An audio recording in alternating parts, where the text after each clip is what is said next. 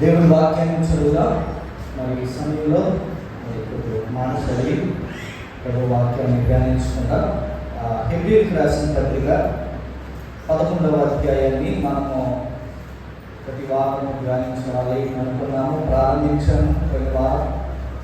మరి పోయిన వారం మొదటి 3 వచనాలు మనం ధ్యానించుకున్నాం. విశ్వాసం అంటే ఏంటో క్లుప్త వివరణ మనము చూస్తూ వచ్చాం. దేవుడి కృపను బట్టి అది వీడియో రికార్డ్ చేసి మనం చేర్చుకోగలిగినటువంటి యూట్యూబ్లో కూడా దాన్ని అప్లోడ్ చేయడం జరిగింది. మీకు తర్వాత ఏదైనా వాక్యాన్ని మిస్ అయ్యి ఉంటే వినాలనుకుంటే మీరు వెళ్ళి అక్కడ వినవచ్చు.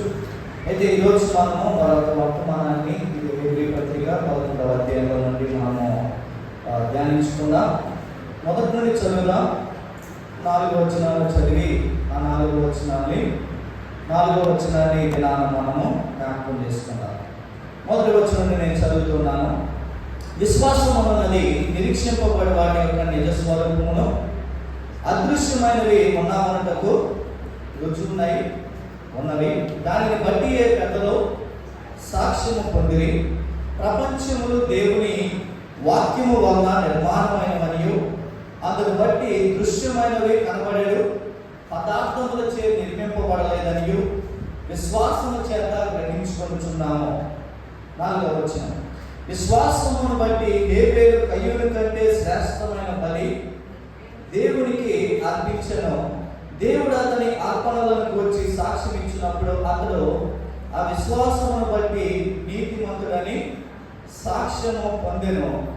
అతడు మృతి పొంది ఆ విశ్వాసము ద్వారా మాట్లాడుచున్నాడు. చిన్న ప్రార్థన చేద్దాం. ప్రభువా, ఈ వాక్యముల నుండి మీరు మా అందరితో మాట్లాడండి, బలపరచండి, చేరి వచ్చిన వారిని దీవించండి. ఉన్న వారందరినీ కూడా మీరు ఆశీర్వదించున్నాను. యేసు నామములో ప్రార్థించుకుంటున్నాం తండ్రి, ఆమేన్. హెబ్రీ పత్రిక 11వ అధ్యాయము. మరి విశ్వాసము ఏం చేస్తూ ఉన్నది మన జీవితంలో? విశ్వాసం అంటే ఏంటో మనం చూసాం. దేవుడు బయలుపరిచిన వాటిని నమ్మటం. రెండవది ఏంటి అంటే దేవుడు చేసిన వాగ్దానాలను మనం నమ్మటం. ఇదే విశ్వాసం. అందుకనే ఏమని నేర్చుకున్నామంటే విశ్వాసం అన్నది నిరీక్షింపబడే వారి యొక్క నిజస్వరూపం. దేవుడు ఎలాంటి వాగ్దానాలు ఇచ్చాడో వాటన్నిటిని మనం నమ్మటమే అది ఏంటంట విశ్వాసం. రెండవది ఏంటో తెలుసా? ఆ విశ్వాసము దేవుడు బయలుపరిచింది మనం నమ్మటం. ఏదో గుడిగా మనం నమ్మటం కాదు, కానీ దేవుడు దేనైతే మనకి బయలుపరిచాడో దానిని మనం నమ్మటమే అది విశ్వాసం అని మరి పోయిన వారం మనము కొంత బోధన విన్నాం. అయితే ఈరోజు 4వ వచనం నుండి ఆ చివరి వరకు బహుశా దేవుని కృపను బట్టి 9 వర్తమానాల యొక్క 11వ అధ్యాయంలో మనము వినబోతూ ఉన్నాం. అయితే ఈరోజు విశ్వాసం ఏం చేస్తోంది అనే విషయాన్ని మనం గమనిస్తే, విశ్వాసం మన జీవితంలో దేవుని మాటను వినేటట్టు చేస్తూ ఉన్నాడు. విశ్వాసం మన జీవితంలో ఏం చేస్తుందంట? దేవుని మాటను వినేటట్లు చేస్తూ ఉంది. అందుకని ఫెయిత్ లిజన్స్ టు గాడ్ అన్నారు. అంటే విశ్వాసం దేవుని మాటలను, దేవుని వాక్యాన్ని వినేటట్లు చేసింది.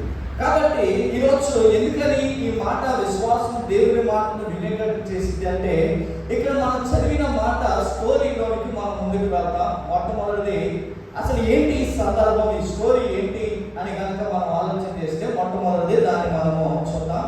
చూడండి, 4వ వచనంలో విశ్వాసం గురించి అనేక విషయాలు పాత నిబంధనల నుండి ప్రస్తావిస్తూ ఇక్కడ ఒకరి జీవితాన్ని తీసుకొని వచ్చాడు. ఎవరు వారు అంటే హేబేలు కయ్యూను యొక్క జీవితాన్ని తీసుకొని వచ్చారు. 4వ వచనం చదువుదాం. విశ్వాసమును బట్టి హేబేలు కయ్యూను కంటే శ్రేష్టమైన బలి ఆ దేవునికి అర్పించి దేవుడు అతని అర్పణలను వచ్చే సాక్ష్యం ఇచ్చినప్పుడు ఆ విశ్వాసమును బట్టి నీతిమంతుడని సాక్ష్యం పొందాను. ఇక్కడ ఎవరి స్టోరీ అంటే కయ్యూను హేబేలు యొక్క స్టోరీ.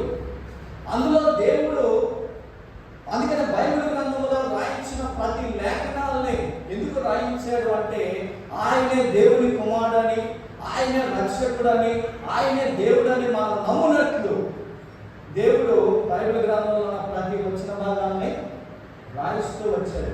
అందుకనే మన విశ్వాసం కూడా ఏంటి, మన విశ్వాసం ఏం చేస్తుందంటే ఒకటి లైఫ్ తీసుకొని వచ్చి వారి జీవితంలో ఉన్న విశ్వాసాన్ని మీరు చూడండి అని నేర్పిస్తూ ఎవరి గురించి చెప్తూ వచ్చాడు అంటే కయ్యను. ఎవరు వీళ్ళు? ఆదాము అవ్వ యొక్క మొట్టమొదటి సంతానముగా మనం చూస్తాం. ఆ స్టోరీని మనం చూస్తే ఆదికాండము 4వ అధ్యాయంలో ఆ స్టోరీ ప్రారంభమవుతుంది. ఆదికాండము 4వ అధ్యాయము స్టోరీని మనం చదువుదాం. ఆదాము తన భార్య అయిన హవ్వను కూడినప్పుడు ఆమె గర్భవతి అయి కయీనును కని, యెహోవా దయ వలన నేను ఒక మనుషుని సంపాదించుకున్నాను. తరువాత ఆమె అతని తమ్ముడగు హేబేలును కనెను. హేబేలు గొర్రెల కాపరి, కయీను భూమిని సేద్యపరచువాడు. కొంతకాలమైన తరువాత కయీను పొలము పంటలో కొంత యెహోవాకు అర్పణగా తెచ్చెను. హేబేలు కూడా తన మందలో తొలుచూలును పుట్టిన వాటిని కొన్ని తెచ్చెను. యెహోవా హేబేలును అతని అర్పణను లక్ష్యపెట్టెను, కయీనును అతని అర్పణను ఆయన లక్ష్య పెట్టలేదు. కాబట్టి కయీను మిక్కిలి కోపము వచ్చి అతడు తన ముఖము చిన్నపరుచుకొనగా. చాలండి. ఈ 5 వచనాల్లో ఆదాము అవ్వ మరి వారికి పుట్టినటువంటి కుమారులో మొదటి కుమారుడు కయీను. అతడు ఎవరంటే భూమిని సేద్యపరచువాడు. తర్వాత కుమారుడు ఎవరు? హేబేలు. రెండవ కుమారుడు హేబేలు. అతడు ఎలాంటి వాడు అంటే గొర్రెల కాపరి. అయితే గొర్రెల కాపరి ఉన్నాడు. భూమిని సేద్యపరిచి పంటలో మంచి పండ్లను కూరగాయల్ని మరి మొలిపించి మరి ఆ భూమిని సేద్యపరిచేటువంటి పనిలో కయ్యూను కూడా ఉన్నాడు. అయితే మనం ఈ స్టోరీలో కనుక ఆలోచన చేస్తే వీరి ఇద్దరు కూడా ఒకే కుటుంబంలో నుంచి వచ్చిన వారు. ఆదాము అవ్వ యొక్క కుమార్తె. ఇద్దరు ఒక చోట పెరిగిన వారు. ఇద్దరు యొక్క బ్యాక్గ్రౌండ్ కనుక మనం ఆలోచన చేస్తే ఇద్దరు కూడా ఒకే బ్యాక్గ్రౌండ్లో నుండి వచ్చిన వారు, ఒకే పెంపకంలో వచ్చిన వారు. రెండవది, ఇద్దరిని కూడా ఒకే విశ్వాసం, ఒక దేవుని వారు నమ్ముతూ ఉన్నారు. అందుకనే ఇద్దరు కూడా ఏం చేశారు అంటే దేవునికి అర్పణలో తెచ్చారు. ఒకరు తెచ్చి ఒకరు తేకుండా ఉన్నాడా? లేదు. ఇద్దరు కూడా దేవునికి అర్పణలో తీసుకొని వచ్చారు. ఇంకా మనం ఆలోచన చేస్తే వారి ఇద్దరు కూడా దేవుడు అంటే ఇష్టం కలిగిన వారు. ఎందుకంటే ఆ ఇష్టంగా ఎవరు తేలా. అక్కడ చాలా మంది కయ్యోను విశ్వాసం లేకుండా ఇష్టంగా తెచ్చుంటాడేమో, అందుకని దేవుడు అతని అర్పణ అంగీకరించలేదేమో. హేబేలు ఇష్టంగా ఇచ్చాడు కాబట్టి అతని అర్పణ అంగీకరించాడు అనే ఆ కోణంలో ఈ వాక్యము రాయపడాల. కయ్యూను కూడా తీసుకొని వచ్చింది ఎలా తెలుసా? ఇష్టంగా. అందుకే కోపం వచ్చింది. ఇష్టంగా తీసుకొని వచ్చాడు కాబట్టి నా అర్పణ దేవుడు ఎందుకు అంగీకరించలేదు అని ముఖము చిన్నపుచ్చుకున్నాడు. అంటే చూడండి, ఒకే ఫ్యామిలీలో ఉన్నారు, ఒకే విశ్వాసము, ఒకే మనసుతో వారు దేవుని యొక్క అర్పణను తీసుకొని వచ్చారు. అయితే ఇక్కడ దేవుడు ఏం చేస్తున్నాడు అంటే హేబేలు అర్పణ దేవుడు లక్ష్యం ఉంచాడు, కయ్యోను యొక్క అర్పణ దేవుడు లక్ష్యం ఉంచలేదు. ఇది ఎందును బట్టి ఇలా జరిగి ఉన్నది? కయ్యోను కూడా అర్పణ తీసుకొని వచ్చాడు. భూమిని సేద్యపరిచిన దాంట్లో కొంత భాగంలో దేవుని కొరకు ప్రత్యేకపరిచాడు. ఫస్ట్ ఫ్రూట్స్ తీసుకున్నాడు, దేవుడిని తీసుకొని వచ్చాడు, మంచి మనసుతోనే తీసుకొని వచ్చాడు. మరి ఎందుకని దేవుడు అతని అర్పణను లక్ష్య పెట్టలేదు? దేవుడు ఎందుకని తన అర్పణ కోరుకోలేదు? ఇది ఒక ప్రశ్న ప్రతి ఒక్కరికి. అయితే దేవుడు ఈరోజు ఆ వాక్యంలో నుండి మనతో ఏమని మాట్లాడుతున్నాడు ఒకసారి మనం ఆలోచించేద్దాం. చూడండి, హేబేలు యొక్క అర్పణ దేవుడు అంగీకరించాడు, కయ్యూని యొక్క అర్పణ దేవుడు అంగీకరించాడు. అయితే ఈ స్టోరీలో ఏం జరిగింది? ఇంకా కొంచెం స్టోరీ మనం చూద్దాం. 6వ వచనం నుండి, యెహోవా కయ్యూనితో, నీకు కోపమేలా, ముఖము చిన్నపుచ్చుకొని ఉన్నావేమి? నీవు సక్రియ చేసిన ఎడల తలనెత్తుకొనవా? సక్రియ చేయని ఎడల వాకిట పాపము వచ్చి ఉండుట. చూడండి, ఇక్కడ పాపం అని మొట్టమొదటిసారి రాయబడింది అక్కడే. పాపం ఎక్కడ ఉందంట? వాకిట వచ్చి ఉన్నదా.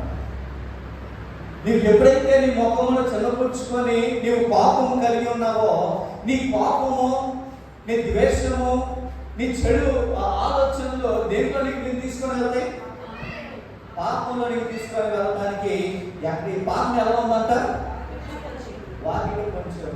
ఇది బాగా అర్థం అవడానికి, బాగా పంట వేసినప్పుడు మరి దానికి కావలిగా కయ్యూరు పడుకొని ఉండొచ్చు. అక్కడ ఏదైనా మృగాలు వచ్చినప్పుడు దాన్ని ఆ పంటను తినేయకుండా వాటిని తోలివేస్తూ ఆ పంటకి కంచెను వేస్తూ కాపాడుతూ ఉండొచ్చు. అయితే దేవుడు చెప్తున్నాడు కదా, ఇదిగో ఈ పాపము ఒక మృగము వలె నేను మింగివేయటానికి అది ఎలా ఉంది? మంచి ఉన్నదని ఎవరు చెప్తున్నారు? దేవుడే కయ్యూరుతో చెప్తున్నాడు. లక్ష్య పెట్టలేదు. అయితే దేవుడు విడిచిపెట్టాడా? విడిచిపెట్టిన కయ్యూరుతో మాట్లాడుతూ ఉన్నాడు.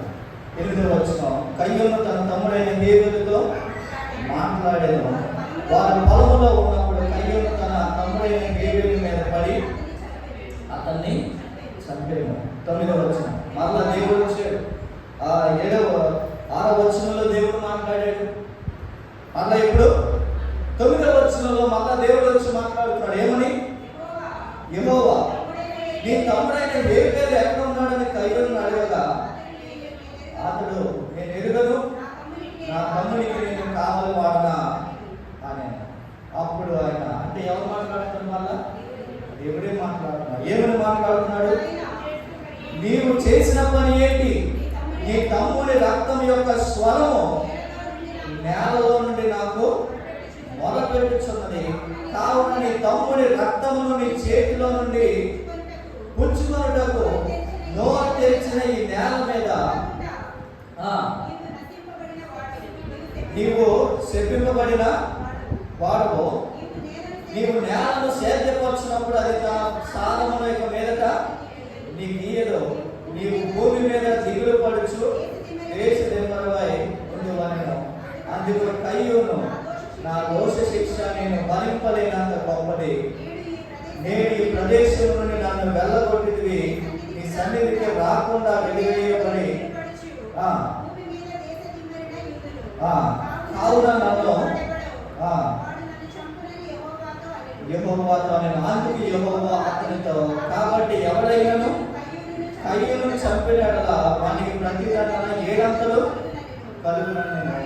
మరి ఎవరైనా కయ్యూరును కనుగొని అతన్ని చంపగా ఉండినట్లు యెహోవా అతనికి ఒక గుర్తు వేసాడు. ఈ మాటలన్నీ కూడా మనం ఆలోచన చేస్తే, కయ్యూరును హేబేలు తన తమ్ముడిని చంపటం మనం చూసాం. దేవుడు ముందుగానే హెచ్చరించాడు. దేవుడు ఏమని చెప్పాడు? నువ్వు ఎందుకు కోపడుతున్నావు? పాపం ఎక్కడ ఉంది?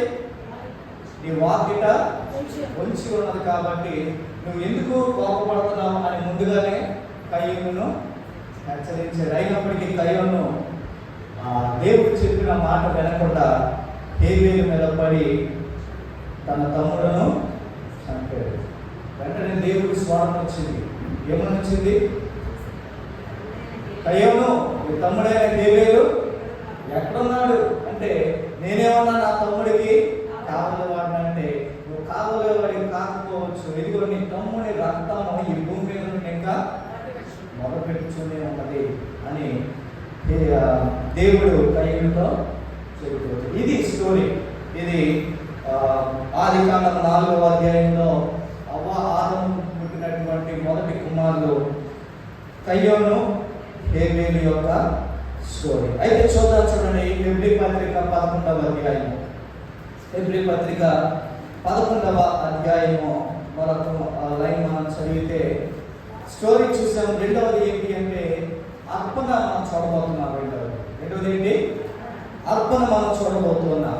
11వ అధ్యాయం 4వ వచనంలో విశ్వాసమును బట్టి హేబేలు కయ్యూని కంటే శ్రేష్టమైన బలి దేవునికి అర్పించను. దేవుడు అతని అర్పణ గురించి సాక్ష్యం ఇచ్చినప్పుడు అతడు ఆ విశ్వాసమును బట్టి నీతిమంతుడని సాక్ష్యం పొందాడు. ఇక్కడ ప్రాముఖ్యత ఏంటి అంటే మనిషిని గురించి కాదు. ఇక్కడ దేని గురించి ప్రస్తావించబడుతుందంటే హేబేలు మంచివాడు, కయ్యూను చెడ్డవాడు అని అక్కడ చెప్పట్లా. అక్కడ చెప్తున్నటువంటి మాట ఏంటి అంటే బలి అర్పణ గురించి మాట్లాడుతున్నాడు దేవుడు. దేవుడు హేబేలుని ఇష్టపడ్డాడు, కయ్యూన్ని ఇష్టపడలేదని అక్కడ చెప్పట్లా. అక్కడ చెప్తున్నటువంటి వాక్యం మాట ఏంటి అంటే హేబేలు కయ్యూని కంటే ఏం తీసుకొని వచ్చాడు? శ్రేష్టమైనటువంటి బలి అర్పణ తీసుకొని వచ్చాడు. అది దేవుడు ఆ శ్రేష్టమైనటువంటి బలి అర్పణ దేవుడు లక్ష్య పెట్టాడు అని కయ్యూని కూడా అర్పణ తీసుకొని వచ్చాడు. అయితే కయ్యూని అర్పణ దేవుడు లక్ష్య పెట్టలేదు. ఎట్లా తెలిసింది దేవుడు హేబేలు అర్పణ లక్ష్య పెట్టాడని, కయ్యూని అర్పణ లక్ష్య పెట్టలేదని? బహుశా ఎలా తెలుసుంటుంది వాళ్ళకిద్దరికి? అక్కడ పెట్టగానే మాయమైపోయింది. పెట్టగానే మాయమైపోతే ఆ హేబేలు అర్పణ దేవుడు తీసుకున్నాడు, లేకపోతే పెట్టినప్పుడు అక్కడే ఉండిపోయేసరికి కయ్యూని అర్పణ దేవుడు తీసుకోలేదు అని ఎలా తెలుసుంటుంది వాళ్ళకి అంటే దేవుడు ప్రతి విశ్వాసం దేనిపైన ఉంది అంటే దేవుడు ప్రత్యక్షపరిచిన ఆయన వాక్యం పైనే ఆధారపడాలి. ఇప్పుడు ఒక అర్పణ దేవుడు అంగీకరించాడు అంటే బైబిల్ గ్రంథంలో రాయబడిన మాట ఏంటి అంటే ఆకాశం నుండి అగ్ని వచ్చి ఆ బలి పశువును దహించడమే. ఆకాశం నుండి అగ్ని వచ్చి ఆ అర్పణను దహించడంలోనే దేవుడు ఈ అర్పణ అంగీకరించాడు అని ఉంది. ఉదాహరణ మనందరికీ తెలిసిన మాట, చాలా వాక్యాలు ఉన్నాయి కనుక దాని గురించి సమయం లేదు కనుక మనందరికీ తెలిసిన వాక్యం మరి ఏలియా జీవితంలో మనం చూస్తాం.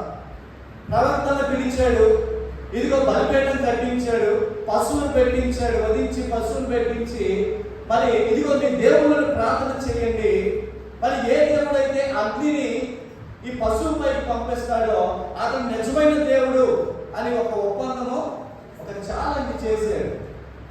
అయితే అన్య దేవతల ప్రవక్తలు అందరూ కూడా వచ్చారు. వచ్చి వాళ్ళు కేకలు వేశారు, కొట్టుకున్నారు. మరి బలి పశువును తీసుకొని వచ్చారు, బలిపీఠం కట్టారు, దానిపైన బలి పశువును పెట్టి ఆకాశం వైపు చూసి అగ్నివనం వస్తుందని పెద్దగా కేకలు వేశారు, శరీరాలను కొట్టుకున్నారు, ఏదేదో చేస్తున్నారు. కానీ దాన్ని అంగీకరించడానికి ఏ అగ్ని కూడా దిగి రాలేదు. దాంట్లో ఏం నిరూపిస్తున్నాడో తెలుసా? ఆరాధనకు యోగ్యుడు ఎవరో తెలుసా? నిజమైన ఆరాధనకు దేవుడే. నిజమైన దేవుడు ఆయనే. నిజమైనటువంటి బలిపీఠం యొక్క అర్పణను అంగీకరించే దేవుడు ఉన్నాడు. ఆయన సత్యవంతుడైన దేవుడు అని ఏలియా ద్వారా ప్రజలను లోకానికి తెలియపరచడానికి ఏలియా ప్రార్థన చేయగా ఆకాశం నుండి అగ్ని దిగి వచ్చి ఆ బలి అర్పణ దహించి వేసింది. దాంట్లో ఏమి అర్థమైంది అంటే దేవుడు నా ప్రార్థన ఆలకించాడు, దేవుడు నా అర్పణ అంగీకరించాడు. ఇది ఇప్పుడే కాదు, లేవి కాలంలో మనం చూడొచ్చు. మరి దేవుడి కొరకు బలి అర్పణ తీసుకొని వచ్చినప్పుడల్లా దేవుడు దాన్ని అంగీకరించాడు అనడానికి సూచన ఏంటి అంటే ఆకాశం నుండి అగ్ని వచ్చి దహించలేదు. ఒకసారి ఈ పిక్చర్ మీ తలలో, మీ మనసులో ఉంచండి. ఒక సమయం వచ్చింది, ఆదాము అవ్వ మరి అలానే వారి కుమారులు కయ్యూను హేబేలు వీరందరూ కూడా దేవుణ్ణి ఆరాధించడానికి ఒక ప్రత్యేకమైన సమయం ఉంది. అందుకని వాళ్ళందరూ వేరు సమయంలో వెళ్ళినట్టుందా? లేదు, అందరూ కూడా ఒకే సమయంలో వెళ్ళారు. ఆ ఒక సమయాన్ని వాళ్ళకున్నది దేవుని ఆరాధించడానికి, దేవుని యొక్క మొరపెట్టుకోవడానికి. కాబట్టి కయ్యూను అర్పణ తెచ్చాడు, హేబేలు అర్పణ తెచ్చాడు. బలిపీఠం ఒకటి ఉందంట. మరి ఆ దినాన్ని దేవుడు అంత ప్రత్యక్షతను వారికి ఇచ్చేసాడు. ఏమి ఇచ్చాడు ప్రత్యక్షలు? దేవుని కొరకు బలిపీఠాన్ని వాళ్ళకి ఇచ్చాడు. వాళ్ళు ఆరాధించడానికి ఒక స్థలం వారు ఆరాధించడానికి ఒక క్రమం ఉంది. వారు ఆరాధించడానికి బలి పీఠాన్ని దేవుడు ఏర్పాటు చేశాడు. ఒక క్రమాన్ని దేవుడు సమస్తం కూడా ఉంచాడు. దేవుడు ఏదైతే చెప్పాడో వారు అదే సమయానికి వచ్చారు. అదే రీతిగా బలి అర్పణ చేయడానికి బలిపీఠం యొద్ద ముందుగా ఎవరు వెళ్ళారు అంటే హేబేలు వెళ్ళి తన యొక్క అర్పణను ఆ బలిపీఠం మీద పెట్టి ఒక అడుగు వెనక్కి వచ్చి ప్రభువా నా పాపాన్ని క్షమించు నాయనా అని ప్రార్థన చేస్తూ ఉన్నాడు. ప్రార్థన చేస్తూ ఉండగా ఆకాశం నుండి ఆయనకి దిగి వచ్చింది. సరే నీ వంతు అయిపోయింది వెళ్ళిపో అన్నాడు ఆదాము. తన వంతు అయిపోయి వెళ్ళిపోయాడు. నెక్స్ట్ ఎవరు వచ్చాడు? కయ్యూను వచ్చాడు. కయ్యూను కూడా తను పండించిన పొలంలో మంచి ఫలాల్ని, మంచి పంటలను, కూరగాయల్ని, గోధుమలు ఇవన్నీ కూడా తీసుకొని వచ్చి ఆ బలిపీఠం పైన పెట్టాడు. ఒక 2 అడుగులు వెనక్కేసి మళ్ళా ప్రార్థన చేసుకున్నాడు. ప్రభువా నా పాపాలు క్షమించు అన్నాడు. కళ్ళు తెరిచి చూస్తే ఎలా పెట్టాడో అట్లానే వెంటనే ఏమొచ్చింది? తన ముఖము చిన్నపుచ్చుకున్నాడు. కోపం వచ్చింది. కారణం ఎందుకు కోపం వచ్చింది అంటే ఇదిగో నా అర్పణ దేవుడు అంగీకరించలేదు. మరి హేబేలు అర్పణ దేవుడు అంగీకరించేసరికి అతనికి ఎంతో కోపం హృదయంలో వచ్చింది. ఇప్పుడు ఇక్కడ నేర్చుకున్న మాట ఏంటో తెలుసా? ఈ హెబ్రీ పత్రిక 11వ అధ్యాయం 4వ వచనంలో శ్రేష్టమైన బలిని తేవడంలోనే దేవుడు దాన్ని అంగీకరించాడు. విశ్వాసమును బట్టి హేబేలు కయ్యూను కంటే శ్రేష్టమైన బలి దేవునికి అర్పించెను. ఇప్పుడు శ్రేష్టమైనది హేబేలు కాదు, శ్రేష్టమైనది కయ్యూను కాదు. శ్రేష్టమైనది ఏంటి అంటే వారు తీసుకొని వచ్చిన బలి గురించి రాస్తూ దాని యొక్క విశ్వాసముల గురించి రాస్తూ ఏమన్నాడంటే హేబేలు కయ్యూను కంటే శ్రేష్టమైన బలిని దేవునికి అర్పించాడు. ఎందుకు అది శ్రేష్టమైన బలి అయింది అంటే వారికి తెలుసు దేవుడు ప్రత్యక్షపరచకుండా ఏది ఉంచలేదన్న. దేవుడు ప్రత్యక్షపరచకుండా ఏది ఉంచలా. ఆదికాండము 3వ అధ్యాయంలో హవ్వ ఆదాము పాపం చేసినప్పుడు దేవుడు వారు వెళ్ళి చెట్టు చాటున దిగంబరులై దాక్కున్నప్పుడు దేవుడు వారికి ఏం కట్టాడు? చర్మపు మరి ఒక పశువుని చంపి వధించి ఒక చర్మపు చొక్కాను తీసుకొని వచ్చి వారికి కప్పి చూడండి అది ఎన్నో వచనంలో ఆదికాండం 3వ అధ్యాయము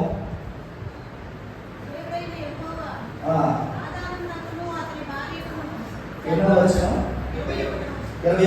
దేవుడైన యెహోవా ఆదామునకును అతని భార్యకును చర్మపు చొక్కాయిలను చేయించి వారికి తొడిగించాడు. ఇప్పుడు 21వ వచనంలో ఏమర్థమైంది?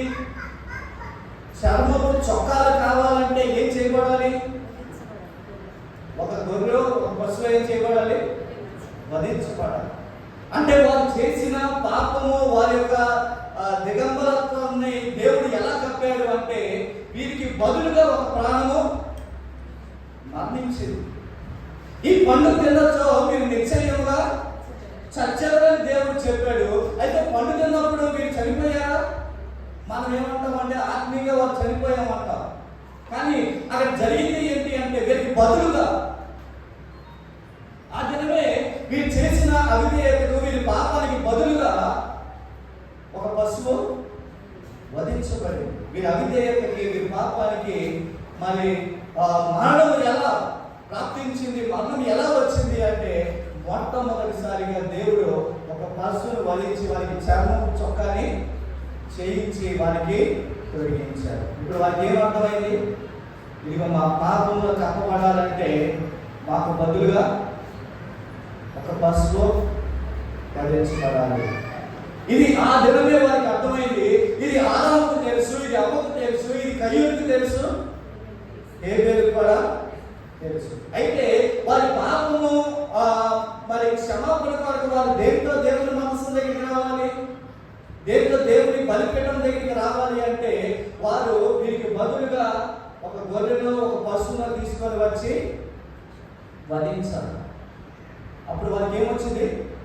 వారి పాపమునకు క్షమాపణ కలిగింది. అది దేవుడు నిర్ణయించిన అర్పణ, దేవుడు చెప్పినటువంటి అర్పణ. అయితే కయ్యూను ఏమనుకున్నాడు అంటే తన ఇష్టం వచ్చింది తీసుకొని వచ్చి ఆ అర్పణ పైన అర్పించాడు. ఇప్పుడు అది దేవుడికి ఇష్టమైన అర్పణ, కయ్యూరికి ఇష్టమైన అర్పణ? కయ్యూరికి ఇష్టమైన అర్పణ. దేవుడు దేని కోరుకున్నాడు? వారి పాపమును బట్టి ఒక పశువు వధించబడాలి. అది దేవుడు చేసినటువంటి అర్పణగా, మరి దేవుడు అంగీకరించే అర్పణగా ఉన్నది. మరి దేవుడు దాన్ని చెప్పినప్పుడు హేబేలు విశ్వాసమును బట్టి తెచ్చాడంటే దాని అర్థం ఏంటి? నమ్మాడు. ఏంటి అంటే, ఇదిగో నా పాపం అంతా కూడా ఈ పశువు పైన వేసాను, ఈరోజు నా పాప దోషం అంతా కూడా మరి ఈ పశువు వధించబడుతున్నదని బలిపీఠము పైన ఆ పశువును వధించి తను ఆ శ్రేష్టమైనటువంటి బలి అర్పణ దేవుడికి అర్పించాడు. ఇది రెండవది. మనం స్టోరీ చూసాం. రెండవది అర్పణ చూసాం. దేవుడు అంగీకరించే అర్పణ, ఏ పేరు అర్పణ ఎందుకు శ్రేష్టమైనంటే దేవుడిలో ఏ పక్షపాతము లేదు, దేవుడిలో ఏ ద్వేషాలు లేవు, అందరినీ దేవుడు సమానంగా చూస్తున్న దేవుడే. దేవుడు కయ్యోను అనుకున్నాడు, ఇదిగో నాకంటే ఏవేనంటే దేవుడికి ఇష్టమేమో అని అనుకున్నాడు. కానీ దేవుడు ఏమన్నాడంటే, నువ్వు ఎందుకు నీ ముఖం మీద చనుపరుచుకున్నావు? ఇదిగో మరి నువ్వు మంచి సత్క్రియ చేస్తే నువ్వు తల ఎత్తుతావు కదా అని ఈ మాటలన్నీ ఎందుకు దేవుడు అన్నాడు అంటే, నువ్వు శ్రేష్టమైనది ఇప్పటికన్నా తీసుకున్నా నీ అర్పణ నేను అంగీకరిస్తాను. ఇక్కడ దేవుడు ఏమన్నాడు? నీ అర్పణ నేను అంగీకరించను అన్నాడా? కాదు, శ్రేష్టమైనది దేవుడి దగ్గరికి తేవాలి. ఇది మన దగ్గరికి తీసుకొని వచ్చేసరికి బలి అర్పణ. ఈరోజు యేసు ప్రభు అర్పణ లేకుండా ఎవరు దేవుని దగ్గరికి రాలేదు. ఈరోజు శిలువ త్యాగము లేకుండా, శిలువ మరణము లేకుండా ఎవరు దేవుని రాజ్యంలో సమీపించలేరు, ఎవరు దేవుని సన్నిధిలోకి వెళ్ళలేరు, దేవునితో సమాధానం పడలేరు. ఇప్పటి వరకు కూడా ఎవరైనా కొత్తగా రక్షించబడాలన్నా, దేవుని మందిరంలోకి రావాలన్నా అది ఎవరి ద్వారా? ప్రభు అయిన యేసుక్రీస్తుని బట్టి ఆయన ద్వారానే మనం దేవుని దగ్గరికి రావాలే తప్ప, మేము ఉపవాసం ఉన్నాము, మేము ఇన్ని కానుకలు ఇచ్చాము, మాకు యేసు ప్రభు అర్పణ అవసరం లేదు, మేము భక్తిగా జీవిస్తాం, మేము ఏ దోషాలు చేయలేదు, మేము చిన్నప్పటి నుంచి ఏ అబద్ధాలు ఆడలేదు, మేము మా అంత భక్తి పరులు ఎవరు లేరు అనుకున్నా కూడా అది సరైనది కాదు. ఎందుకంటే సరైనటువంటి ఆరాధన ఏంటి అంటే, అది క్రీస్తులోనే సరైన ఆరాధన ఉన్నది. క్రీస్తు శిలువలోనే సరైన ఆరాధన ఉంది. క్రీస్తు బలి అర్పణలోనే సరైన ఆరాధన ఉంది. ఈరోజు ఆ శిలువను, అర్పణను మనం పక్కన పెట్టి మనం ఎంతగా దేవుని ఆరాధించినా అది ఆరాధనగా దేవుడు అంగీకరించాడు. ఎందుకంటే శ్రేష్టమైనది, విలువైనది ఏంటి అంటే అది యేసు ప్రభు యొక్క అర్పణే మన జీవితంలో. మనం దేవుడి దగ్గరికి రావాలంటే ఎలా రావాలి? క్రీస్తులోనే రావాలి. క్రీస్తులోనే ప్రభుని ఆరాధన చేయాలి. క్రీస్తుని బట్టి మనం ప్రభుని సమీపించాలి, తండ్రిని సమీపించాలి. దేవునిలోనే ఆ క్రీస్తు అర్పణలోనే మనం పవిత్రపరచబడాలి. అందుకని మనం చేయాల్సిన ప్రార్థనలో, ప్రభువా నీ అర్పణను బట్టి నీకు వందనాలు, నీ సన్నిధిలో నన్ను చేర్చుకున్నందుకు వందనాలని నిరంతరం మనం చేసే వ్యక్తిగత ప్రార్థనలో కూడా దేవుని అర్పణను మనము జ్ఞాపకం చేసుకోవాలి. అందుకనే సిలువ ఎంత విలువైనదో మనం అర్థం చేసుకున్నప్పుడు ఆయన కృప, ఆయన ప్రేమ, ఆయన కరుణ ఇవన్నీ కూడా ఎక్కడ చూపించాడంటే క్రీస్తు యొక్క అర్పణలోనే చూపించాడు. ప్రతి దినం మనం పడిపోతున్నాం, ప్రతి దినము మనము పాపములో వెళ్ళిపోతున్నాం, ప్రతి దినం ఏదో ఒక బలహీనత మనపై వస్తుంది. మనం చేయాల్సిన ప్రార్థన ఏంటో తెలుసా? ప్రభువా నీ అమూల్యమైన గాయపడిన హస్తముతో నీ మమ్మల్ని ముట్టాలి, నీ అమూల్యమైన రక్తముతో మమ్మల్ని కడగండి. ప్రభువా నీ సిలువలో నా కొరకు మరణించినందుకు వందనాలు అయ్యా, నన్ను క్షమించండి ప్రభు, నా దోషములన్నీ కూడా నీ పైన వేసుకున్నందుకు నీకు వందనాలని మనం చేసే ఆరాధనలో కార్నర్ ఏముండాలో తెలుసా? సెంటర్ ఏముండాలో తెలుసా? మధ్యలో అది క్రీస్తు సిలువ అర్పణే ఉండాలి. అది లేకుండా మనం ఎన్ని అర్పణ చేసినా, ఎంత ఆరాధన చేసినా అది మనిషి సెంటర్డ్ ఆరాధన అయిపోతుంది. ఈరోజు క్రీస్తు మహిమకు చెల్లించాల్సిన వారు మనుషులు మహిమ పరుచుకుంటూ ఉన్నారు. అది మన మాట ద్వారానో, అది మనం చెప్పే వాక్చాతుర్యం ద్వారానో, అది మనం చేసే పరిచర్య ద్వారానో మనిషి ఈరోజు లోకానికి కనబడాలనుకున్నాడు. కానీ యేసు ప్రభు లోకానికి కనబడాలి అని ఎవరు కూడా ఆశించలేదు. మొట్టమొదటి విశ్వాసం గురించి మాట్లాడుతూ నీ విశ్వాసం దేనిపైన ఆధారపడి ఉండాలో తెలుసా? అది క్రీస్తు అర్పణపైనే. అది దేవుడి యొక్క అర్పణలో దేవుడు మనకు నేర్పిస్తున్నాడు. బాప్తిసం తీసుకోకుండా ఎన్ని పనులు చేస్తే ఏం ఉపయోగం? దేవుడి కొరకు తీర్మానం తీసుకోకుండా ఎంత సమర్పిస్తే ఏం ఉపయోగం? ఆస్తి అంతగా ఇస్తే ఏం ఉపయోగం? దేవుడి కొరకు నీ జీవితాన్ని అర్పించకుండా యేసు ప్రభులో మరి నీవు నీ పాపాన్ని ఒప్పుకోకుండా బలి ఎదుగు నీవు రాకుండా నువ్వు సమర్పించుకోకుండా మనం చేసే అర్పణలో దేనికి ఉపయోగం చెప్పండి? మనం ఎన్ని రోజులు దేవుడి మందిరానికి వెళ్తే ఏమో ఉపయోగం? విశ్వాసం లేకుండా, క్రీస్తు దగ్గరికి రాకుండా, దేవుడిని అంగీకరించకుండా మనం చేసే ఆరాధన అంతా కూడా అది మన కొరకే చేస్తున్నాం, లేకపోతే లోక మేలుల కొరకే మనము చేస్తున్నాం. నమ్మిన వారు ఖచ్చితంగా ఏం చేస్తారు? బాప్తిసం తీసుకున్నారు. బాప్తిసం తీసుకొని దేవుడి పరిశుద్ధాత్మను పొందుకుంటారు. దేవుడు పెట్టిన క్రమం. ఆది సంఘంలో దేవుడు ఏం చెప్పాడంటే, మేము మారు మనసు పొందాం, మీరు ఏం చేయాలి అన్నప్పుడు, ఇదిగో మీరు పాప క్షమాపణ నిమిత్తమై, మారు మనసు నిమిత్తమై బాప్తిసము పొందండి, అప్పుడు పరిశుద్ధాత్మ మీ పైకి దిగి వస్తాడు. ఇది దేవుడు మనకి ఆరాధనలో ఇచ్చిన క్రమం అయితే, ఆ బాప్తిసాన్ని విడిచిపెడతాం, మారు మనసు విడిచిపెడతాం, రక్షణ విడిచిపెడతాం, ఇవన్నీ పక్కన పెట్టేసి ఏదో మీరు క్రైస్తవులు కదా సంఘానికి వెళ్ళి వచ్చేస్తే సరిపోతారు. అది సరైనటువంటి ఆరాధన కాదు. దేవుడి యొక్క ఆరాధన ఏంటి అంటే, దేవుడు దేనైతే ప్రత్యక్షపరిచాడో దాన్ని మనం నమ్మటమే నిజమైన విశ్వాసం. కాబట్టి ఇక్కడ కయ్యూను హేబేలు యొక్క జీవితంలో మనం నేర్చుకున్న 2 విషయాలు, ఆ స్టోరీని మనం చూసాం, అర్పణను మనము తెలుసుకున్నాం. మరి మూడవదిగా మన జీవితంలో దీన్ని ఎలా అప్లై చేసుకోవాలి, మేము ఎలాగ దీన్ని అనుభవించుకోవాలనే మాట చూస్తే, ఇక్కడ హేబేలు దేవుని మాటకు లోబడ్డాడు, దేవుని మాటను విన్నాడు. కయ్యూను దేవుని మాటను వినలేదు. ఈరోజు దేవుని సన్నిధిలో దేవుడు మన పట్ల కోరుకుంటున్నట్టు తెలుసా? దేవుని మాట వినటమే శ్రేష్టమైన. అర్పణలన్నిటికంటే ఏది ముఖ్యం? దేవుని మాట వినటమే శ్రేష్టం. ఈరోజు దేవుని మాట మన దగ్గరికి వచ్చినప్పుడు, దేవుని హెచ్చరిక మన దగ్గరికి వచ్చినప్పుడు దాన్ని వినటమే శ్రేష్టం. ఎందుకు అంటే, దేవుని మాటను కనుక వినలేకపోతే పాపం ఎక్కడ ఉందంట? వాకిడి దగ్గర పొలుచుకొని ఉందంట. అంటే వాకిడి అంటే తలుపు ఎక్కడ ఉంది? వాకిడి ఉండాలంటే ఇల్లు ఉండాలి. మరి ఆ ఇల్లు ఎక్కడ ఉంది? ఉదయమే. అంటే పాపం ఎక్కడ పొలుచుకొని ఉంది? నీ హృదయం వాకిడి యొక్క పొలుచుకొని ఉన్నది. నువ్వు ఎప్పుడైతే తలుపు తీస్తావో అప్పుడు నీలోనికి ప్రవేశించాలనుకుంటుంది. అందుకనే పేరు కూడా ఎలా అంటున్నాడు? సాతానుడు అపవాది గర్జించు సింహము వలె ఎవరిని మింగుదానా అని తెలుసుకున్నాడు. ఇప్పుడు ఒక పాపము కయ్యూను దగ్గరికి ఒక ఆలోచన వచ్చింది. ఏంటి అంటే, నా అర్పణ దేవుడు అంగీకరించాలని తన మనసును ముడుచుకొని ఉన్నాడు, కానీ దేవుని మాటను వినలేకపోయాడు. ఒకవేళ మీరు ఆలోచన చేయండి, ఆ కయ్యూను కూడా హేబేలు బలి అర్పణ తీసుకొని వచ్చి అర్పించాడు కాబట్టి దేవుడు అంగీకరించాడు, అని నేను ఎందుకు అలా చేయలేకపోయాను, నేను కూడా తీసుకొని వచ్చి అర్పిస్తే దేవుడు అంగీకరిస్తాడో లేదో చూద్దాం, అది తెలుసు కదా, పాపానికి ఒక పశువు వధించబడాలి కదా అని వెళ్ళి ఒక గొర్రెను ఒక పశువును తీసుకొని వచ్చి ఆ బలిపీఠం పెడితే దేవుడు అంగీకరించేవాడా కదా? ప్రశ్న అది. దేవుడు అంగీకరించేవాడా కాదా? అంగీకరించేవాడు. కానీ ఇక్కడ ఏం అడ్డొచ్చింది? అహం. ఏంటి? నా తమ్ముడు చేసినట్టు నేను చేయాలి, అర్పించినట్టు నేను అర్పించాలా, వారికంటే నేను తక్కువ. ఇవన్నీ కూడా ఏంటి అంటే, మన పాపం చేయడానికి మన హృదయంలో వచ్చే తొలి ఆలోచన. అది మన గర్వం కావచ్చు, అది మన ఈర్ష్య కావచ్చు, అది మన పాప శరీర కోరికలు కావచ్చు.